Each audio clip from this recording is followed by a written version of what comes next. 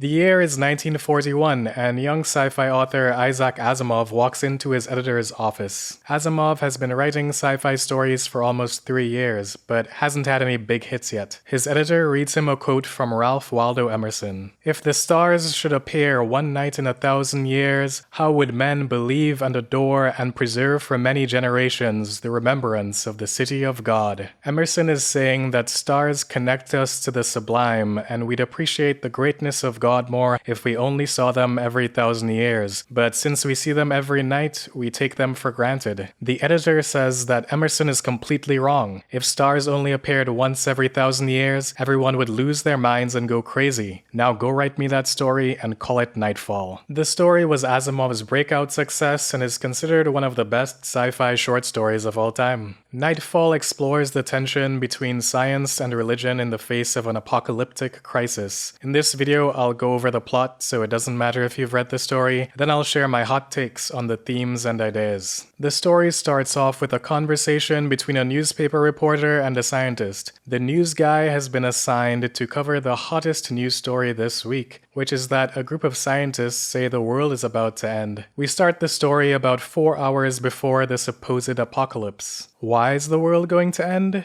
Because the sun is going to set, and there's going to be no light for over 12 hours. This is normal for us since our sun sets every day, but for the people on the planet of Lagash, this is unthinkable, because their planet has 6 suns in the sky, and there's always at least one of them up. The residents of this world have no idea what night is. They never had to invent light sources because they always have light. The scientists have been trying to warn people about this incoming period of darkness to get them to prepare for it, but the mainstream media is skeptical of the scientists and has been publicly ridiculing them. You can tell this is fiction because that would never happen in real life. To be fair, the scientists called this idea nonsense until 2 months ago when they suddenly changed their minds. And as we all know, scientists aren't allowed to change their minds, so why should anyone believe them now? The news reporter has written a lot of articles attacking the scientists, but he's at the observatory to cover the story on the ground floor on the day of the supposed apocalypse. He asks the scientists for more details on why they believe in this theory, because apparently he's been roasting them in his articles without doing any research. Thanks to archaeology, it's generally agreed upon that civilization on Lagash follows a cyclical pattern. There is evidence of at least 9 prior civilizations which were just as advanced as the current one, but they were all destroyed by fire at their peak. There are a lot of theories that try to explain this. Some people think there are periodic rains of fire. Others think Lagash passes through a sun sometimes. But the most unique theory comes from a small religion called the Star Cult. In their Book of Revelations, it says that every 2050 years, Lagash enters a cave and all of the suns disappear so that there's total darkness in the world. Then some magical things called stars appear in the sky and take away people's souls, making them go crazy. Finally, the stars send down the heavenly flame and burn all the cities to the ground. Meanwhile, in the world of science, they had recently come up with the theory of gravity, which predicted the motion of the 6 suns mostly accurately, but there was one calculation that was slightly off. This error meant either the theory of gravity was wrong, or there was something they weren't accounting for. Lots of people tried to solve this error, but got nowhere. Then one scientist decided to contact the head of the Star Cult to get access to their private data. Using this data, they came up with a new crazy idea. What if there was another planet just like Lagash, but it was really far away, at the right distance to account for the errors in their calculations? Then sometimes that planet would get in the way of a sun and cause an eclipse. Based on the data, the eclipse would only happen when one of the stars, called Beta, is the only star in the sky. Because of how big the other planet is, the eclipse would cover all of Lagash and last over 12 hours. Most importantly, the eclipse would only happen once every 2049 years, the same time frame as the Star Cult's apocalypse. The news reporter gradually gets more concerned as he begins to realize the scientists might be right.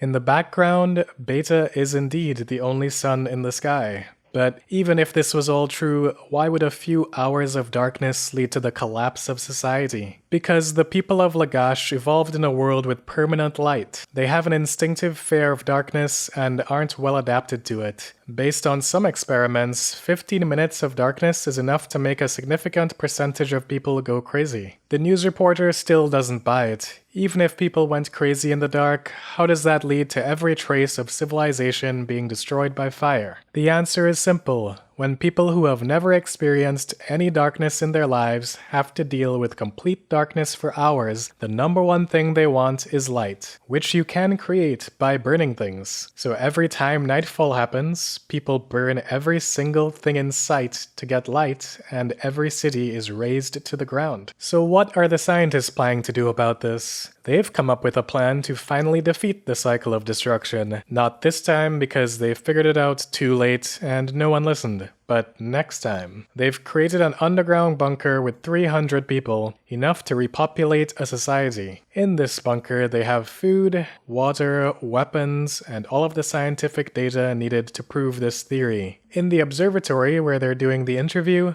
a few scientists are sacrificing themselves in order to collect direct data on the eclipse, including photos. The next time society rebuilds itself, they'll have the full data set and should hopefully be prepared for it. But wait, won't the underground bunker people go crazy in the darkness? They would, but they're not in complete darkness. The scientists have invented this amazing thing called a torch, which you can light with a match and gives you light for a while. While the scientists are preparing to collect the final eclipse data, the observatory is attacked by a member of the star cult who wants to destroy their equipment. They manage to hold him down before he can do any real damage. The star cult is a religion that has been trying to tell everyone about this world-ending darkness for a long time, but people wouldn't listen. They pretty much have everything right, except with a bit of religious mysticism thrown in there. Remember that the scientists were only able to come up with this theory because the star cult shared some secret data with them. It seems like the leader of the star cult wanted them to prove their religion was true, but at the same time, some people in the star cult want to prevent more data collection so they can't prove anything. We'll talk more about this conflict in the analysis. One interesting point is that the scientists don't believe that stars are a real thing. It's not actually specified in the Book of Revelations what stars are supposed to be, just that a ton of them appear in the sky when it goes dark and they take your soul away. One of the scientists thinks stars are just an illusion of the mind in darkness because people really want there to be light. Another scientist has a crazy theory that maybe there are other suns in the universe that are really far away so that they're too dim to see with all the suns up, but in the darkness they could be seen. But even this guy thinks the star cult is exaggerating the numbers because the star cult says there's millions of stars, but the universe isn't big enough for that, so there's probably like 12 of them. The news reporter asks how the star cult was able to preserve the Book of Revelations between cycles. After all, it's almost completely accurate, so it must have been written by people who survived previous cycles, but how does it keep surviving? We know it's old because it's originally written in an ancient language from a much earlier cycle. One scientist theorizes that children are not affected much by the darkness and the stars because they're too young to understand how strange the experience is. So the Book of Revelations was probably a combination of the memories of children and the ramblings of crazy people, and it probably gets modified each cycle.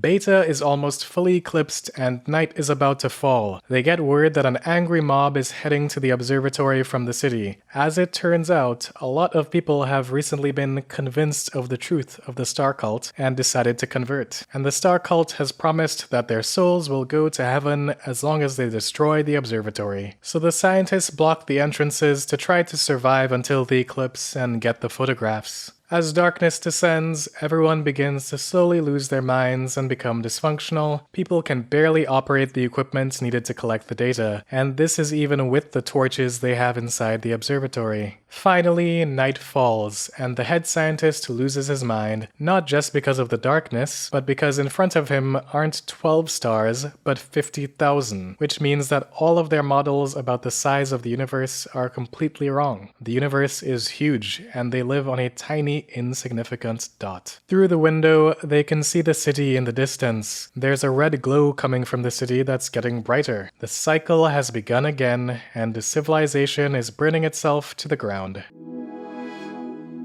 So why does the Star Cult want to destroy the scientific data? It's unclear if the Star Cult leader is the one who sent someone to destroy the data, or if there are some cultists who want it destroyed and some who don't. After all, the Star Cult leader is the one who gave their private data to the scientists in exchange for them proving the religion true. So why would he change his mind? The words of the cultist who attacked them gives us a hint. I offered to present scientific backing for your beliefs, and I did. The cultist's eyes narrowed bitterly. Yes, you did, with a fox's subtlety, for your pretended explanation backed our beliefs and at the same time removed all necessity for them. You made of the darkness and of the stars a natural phenomenon and removed all its real significance. That was blasphemy. One of the key aspects of religion is that it's based on faith. You have to have faith and believe in something even though there's no hard evidence for it. It's meant to be a mystical, spiritual thing that operates in a different realm from rational logic. It's based on the idea that there is more to the world than meets the eye. There's a world beyond science and reason, and that's the spiritual world. If there were proof for religion,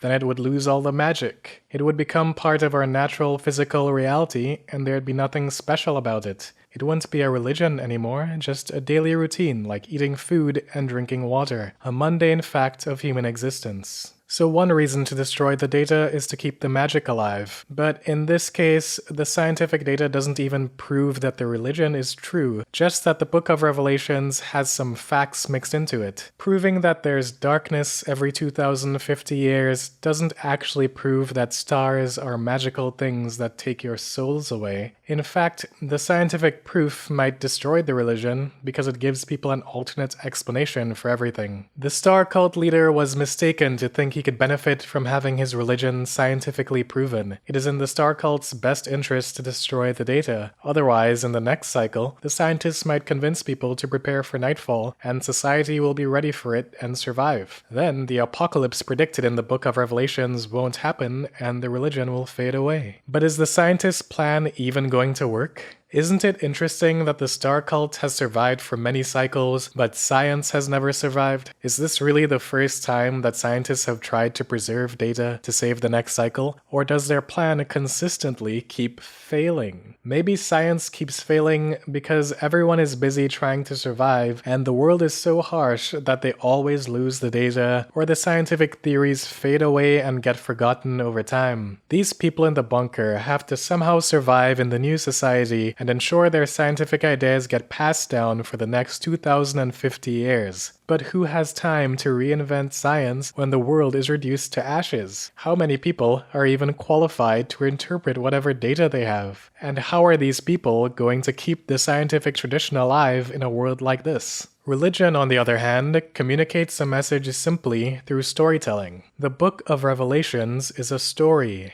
and humans love a good story. Anyone can understand it, so the story keeps getting told and spreading. Maybe the scientists should have relied on storytelling instead of scientific data for spreading their message. If their sole goal is to keep society alive, I think it would have been way more effective for them to make their own version of the Star Cult, but modify the Book of Revelations so that it encourages people to create artificial light sources and save society. Just rewrite the book with a better ending. Or even better, make artificial light sources part of the religion. Make the light cult instead of the Star Cult. Make it a cultural tradition to have artificial lighting in houses and streetlights in cities, even though we don't really need it because we have all these suns in the sky. And when night does come, the solution will already be there. By relying on scientific data to save humanity, they're putting a lot of hope in using rational arguments to convince people. But that's probably not going to work because no one cares about rational arguments.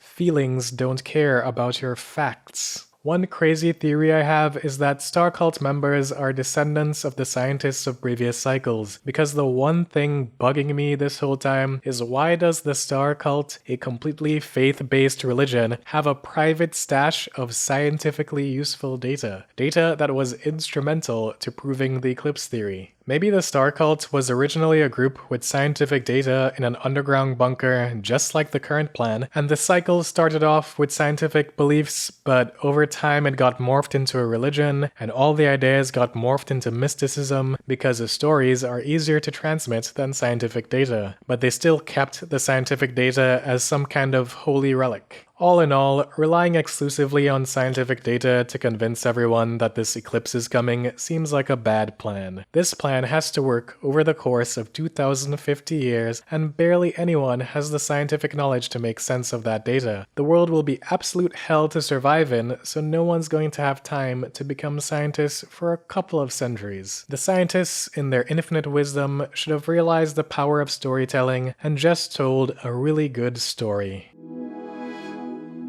The citizens of Lagash did not trust the science at all. The biased news media definitely affected this, since they wrote a bunch of articles ridiculing the scientists without actually learning anything about their theory. And then there's also the fact that people didn't want it to be true. The economy was in a recession because everyone was too scared to invest or buy anything until doomsday passed. The market really doesn't like uncertainty. Won't the scientists stop worrying about the fate of mankind and think about the stock market for a second? In our world, there are also lots of people who don't trust scientists. Some of this is reasonable, since you should always have some level of skepticism towards institutions. After all, do you know why there were scientific studies saying cigarettes were healthy? Because the studies were funded by cigarette companies. Who knows what other fake science is being funded by groups with agendas? It's not like you and me have the time to read every research paper that comes out in every field, now do we? And then, even when there's scientific consensus on some theory, someone new might come along with a better idea and completely change our understanding of that subject. All models are wrong, but some are useful. Science is great, but it's not some infallible god that has the absolute truth that we should always believe in. It's just the best theories we have at the moment based on our current data. When deciding whether or not to trust the science, we should also consider the reputational risk that the scientists are taking.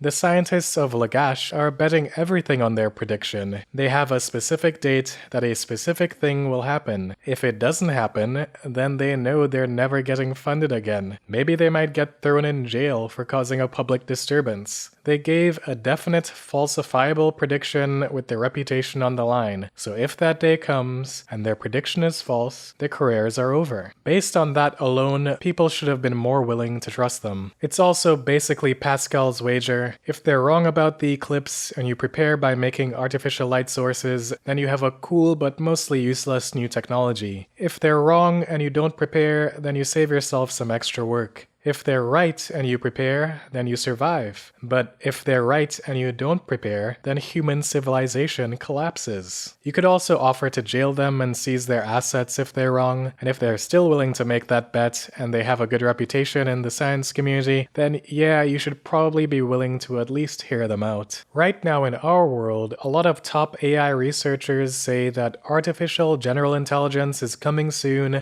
and it poses a serious threat to human existence. But no one's taking them seriously. Maybe we should listen to them. But then again, think of the stock market. My poor Nvidia stocks couldn't handle it. In the modern world, there's no time to do your own research. We can't just get PhDs in our spare time and recreate science experiments at home, so you need to trust somebody at some point. It's up to us to choose wisely who we delegate our trust to.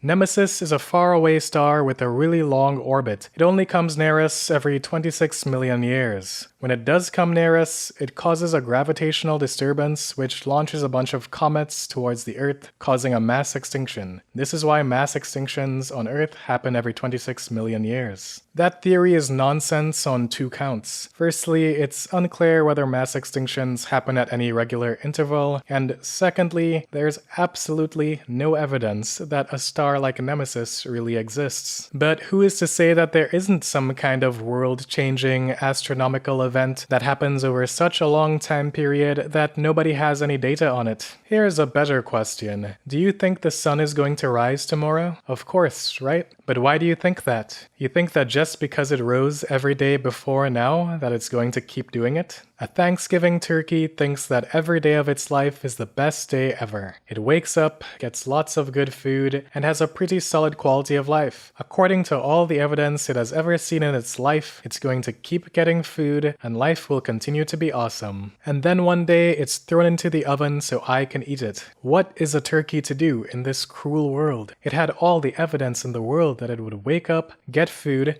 and continue living a good life, just like it did every other day. Just like you have all the evidence in the world that the sun will rise tomorrow. But you're smart, so you know there's a big difference between these examples. You don't just think the sun is going to rise because you saw it happen 1,000 times. You think it's going to rise because you know the earth revolves around the sun and spins on an axis because you know the laws of physics which the universe follows. But I can ask the same question about the laws of physics. Why do you think that the laws of physics tomorrow are going to be the same as today? For all we know, the universe changes its laws every 2 billion years, just like we change governments every 4 years. So maybe the laws of physics are going to work differently tomorrow. If you say it's going to work the same tomorrow because that's what it always does, you're using the same logic as the Thanksgiving turkey. Even science requires a little faith. The people of Lagash were Thanksgiving turkeys. They didn't believe that all the suns could go down simply because for all their lives it had never happened before. But that's not a smart